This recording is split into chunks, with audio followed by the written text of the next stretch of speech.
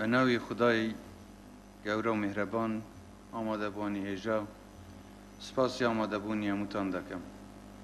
من بەیانی هاتم و سەردانیام کۆمەڵگەیەم کرد. بەڕاستی من باوەڕم نەدەکرد بەم شێوەیە پێشکەوتووە ئەم کۆمەڵگەیە دروستکراوی.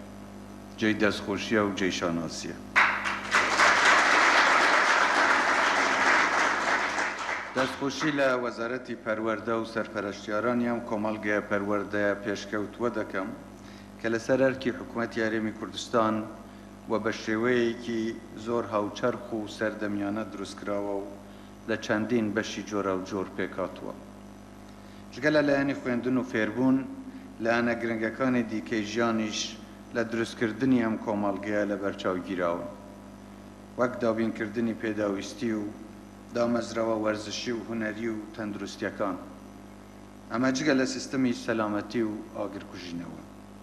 هەروەها ڕوبەرێکی باشیش لەم کۆمەڵگەیە بۆ سەوزایی تەرخان کراوە کە ئەمانە کەشێکی لەبارتر و خۆشتر و سرنجڕاکێشتر دەرەخسێنن بۆ ئەوەی قوتابیان زیاتر هۆگری قوتابخانە بن و کاتێکی بەسوودی تێدا بەسەر ببە.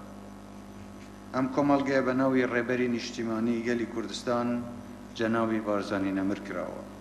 ئەو ڕێبەرەی هەموو ژیانی خۆی لە پێناو سەربەرزی نەتەوەیی بەسەر برد و یەکێک لە ئامانجە سەرەکیەکانیشی ئەوە بوو کە گەلی ئێمە بە ئازادی و سەربەرزی لە نیشتیمانی خۆی بە زمانی خۆی بخوێنێت و گەنج و لاوانی کوردستان لە ڕێگەی خوێندنەوە پێش بکەون و زیاتر خزمەتی نیشتیمانەکەیان بکەن. ئەمڕۆ ئێمە ئەو ئازادی و ئاسایش و سەقامگیری و دەستکەوتانەی هەمانە هەمووی لە سای خەبات و قوربانیدانەکانی پێشمەرگە قارەمانەکانە و شەهیدە سەربەرزەکانمانە.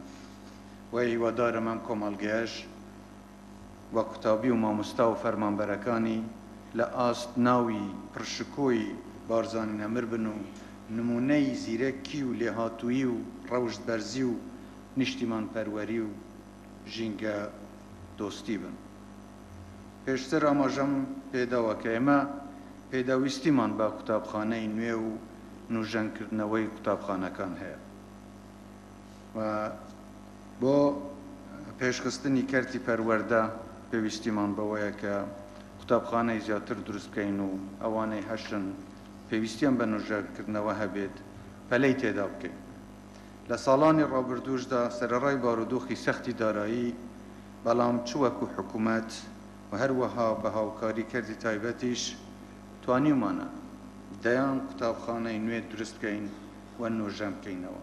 لە چەند ڕۆژی ڕابردووشدا بەردی بناغەی 15 باخچە و قوتابخانەی نوێمان لە سنووری پارێزگای هەولێردانە و لەسەر ئەم بەرنامەیەش بۆ زیاتر بەرەپێدانی کردی پەروەردە و خوێندن بەردەوام دەبین.